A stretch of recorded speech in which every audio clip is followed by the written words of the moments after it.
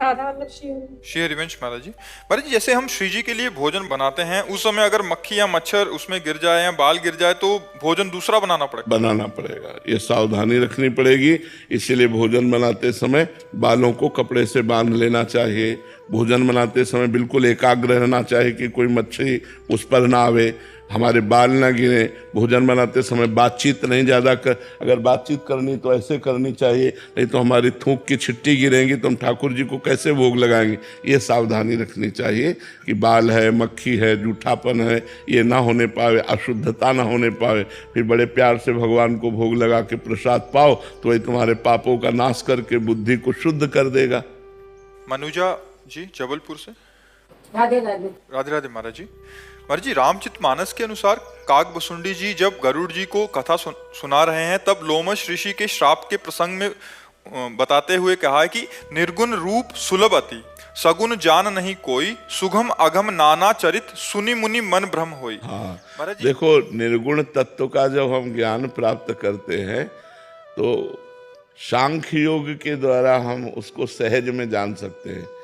लेकिन जो सगुण रूप में अब रो रहे हैं, हे खग हे मृग हे मधुकर श्रेणी, तुम देखी सीता मृग नैनी, अब मोह नहीं हो जाएगा। देखो, सती जी को मोह हो गया जब भगवान श्री राम ऐसा पुकार करके कह रहे थे, हे खग हे मृग हे मधुकर श्रेणी, तुम देखी सीता मृग नैनी। तो भवानी जी के मन में आया कि दशरथ पुत्र राजकुमार है। उसी समय भगवान शंकर ने जय सच्चिदानंद परम धाम की जय। ये कैसे हो सकता है?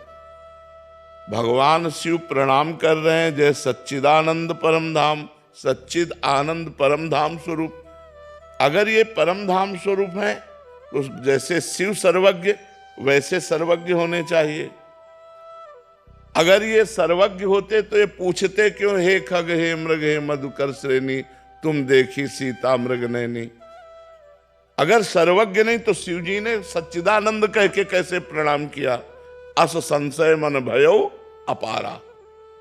भगवान शंकर ने समझाया, सुनो, ये लीला कर रहे हैं, मुनि धीर जोगी विमल संतत मन से जिनका ध्यान करते हैं, ये परब्रह्म परमात्मा है। लेकिन सती जी के मन में बात शिव जी की जमी नहीं कि अगर परब्रह्म है तो हे खग मृग हे मधुकर श्रेणी, ये क्यों?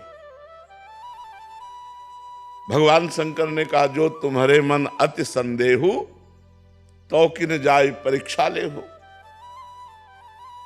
गई और सीता का रूप धारण किया कि अगर ये राजकुमार दशरथ नंदन है तो देखते ही कहेंगे, आओ सीता मिल गई, आओ आओ सीते आओ। हे खग हे मृदु, जब रो रहे हैं तो देखते ही गले लग जाएंगे सीता, बस हम समझ जाएंगे राजकुमार हैं। लेकिन जो ही लता से निकली जो उनका दशरथ नंदन राम, हे भवानी आपको प्रणाम करते हैं, और आप वृषभध्वज भगवान शिव के बिना कैसे? कहा बहोरी, कहां वृक्ष केतु, वृक्ष केतु जिनकी ध्वजा में धर्म का चिन्ह है, विपिन अकेली फिरो के ये अकेले कैसे भगवान शंकर के बिना?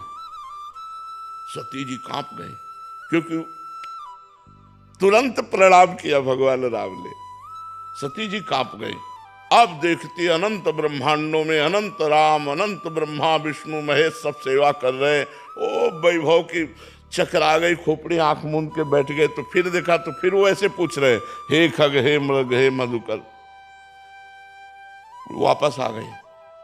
भगवान शंकर ने कहा, कुछ परीक्षा ली?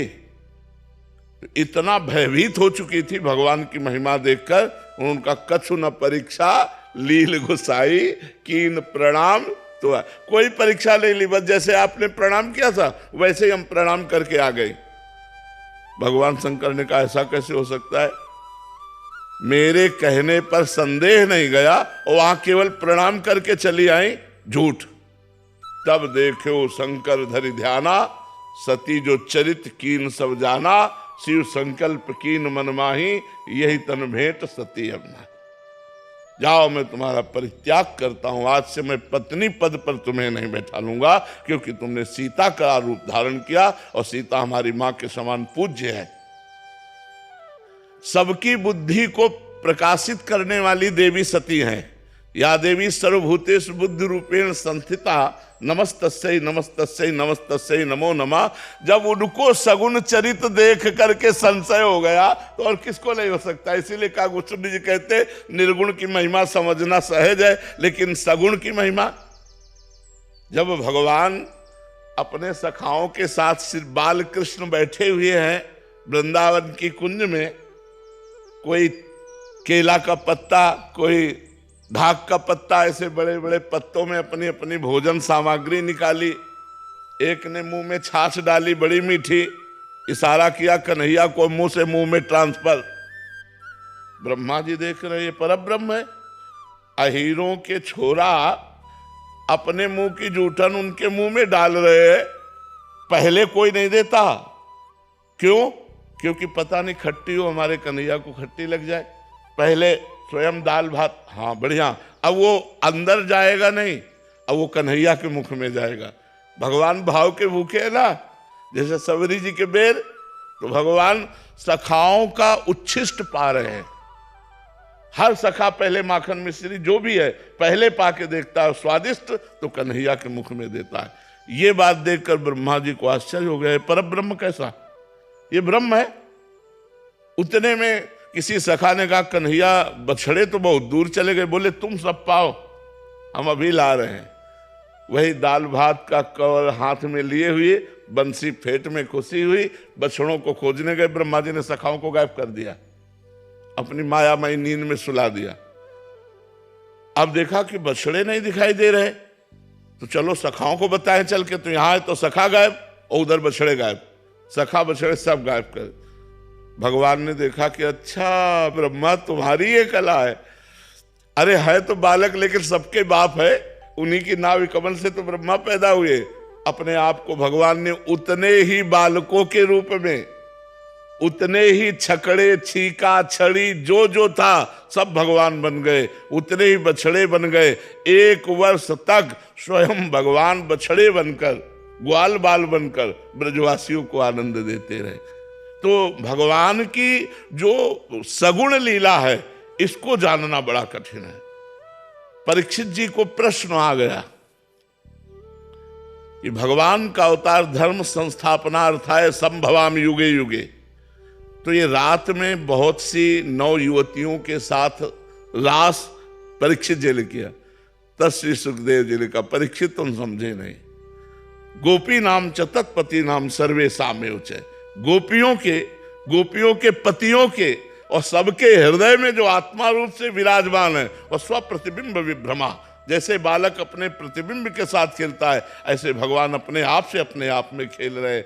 तो बड़े बड़ों को भ्रम हो जाता है सगुण लीला देखकर, निर्गुण लीला में कोई भ्रम नहीं होगा, क्योंकि निर्गुण की कोई लीला ही नहीं। वो तो आत्म स्वरूप परब्रह्म परमात्मा स्वरूप है, उसका ज्ञान प्राप्त करो, इसमें स्थित। और इनकी लीला 6वां दिन है, छठी मनाई जा रही है और पूतना को मार दिया 6 कोस का शरीर जिसका। अब कैसे समझ में आवे इनकी लीला है। जो परब्रह्म परमात्मा एक पैर अपना बढ़ाते हैं तो ब्रह्मलोक तक चला जाता है। वो नंद बाबा की ऊंची डेहरी में चढ़ने की कोशिश की तो हाथ आगे हो गए और पैर जमीन से उठ गए, तो बीच छाती में रो रहे हैं ऐसे उसमें। और नारद जी आए थे दर्शन करने, तो नारद जी ने देखा कि अरे ये रो रहे परब्रह्म परमात्मा। तब कहा भगवान हम पार कर देंगे। बोले तुम्हारे लिए नहीं कर रहा हूं, ये मैया के लिए कर रहा हूं। मैया रोए कस के, मैया दौड़ के आई और देखा कि लाला कष्ट में ऐसे गोद। नारद जी कह रहे प्रभु प्रभु आपकी लीला आप ही जाने, नंद की डेहरी नहीं पार कर पा रहे आप, और एक चरण बढ़ाए तो ब्रह्मलोक तक पहुंच गया। तो सगुण लीला को जानना अत्यंत कठिन है, निर्गुण को तो ज्ञान के द्वारा जाना जा सकता है। राधे राधे प्रिय मित्रों, हमारे YouTube चैनल एकांत दर्शन में आपका हार्दिक स्वागत और अभिनंदन है। हमारे चैनल के माध्यम से आप तक महाराज जी के स्वर्णिम भजनों को पहुंचाना है। जिसके माध्यम से आपके जीवन में परिवर्तन हो, आप में आध्यात्मिक विकास हो, ऐसी मैं आशा करता हूँ। और पूज्य महाराज जी के प्रतिदिन एकांतिक वार्तालाप में चयनित करे हुए प्रमुख प्रश्नों को सुनने के लिए हमारे चैनल को सब्सक्राइब करें, लाइक करें, शेयर करें, जिससे आपके जीवन में परिवर्तन आए, अध्यात्म में आपकी रुचि बढ़े और निरंतर नाम जप का अभ्यास करें। जैसा जो महाराज जी बताते हैं, निरंतर नाम जप का अभ्यास करते रहें। वीडियो में भी हमने डाला है, आप पढ़ सकते हैं और वीडियो देखते हुए आप नाम जप का प्रयास करते हैं। चैनल को शेयर करके दूसरों को भी महाराज के स्वर्ण वचनों से लाभान्वित करें। जय श्री राधे कृष्ण।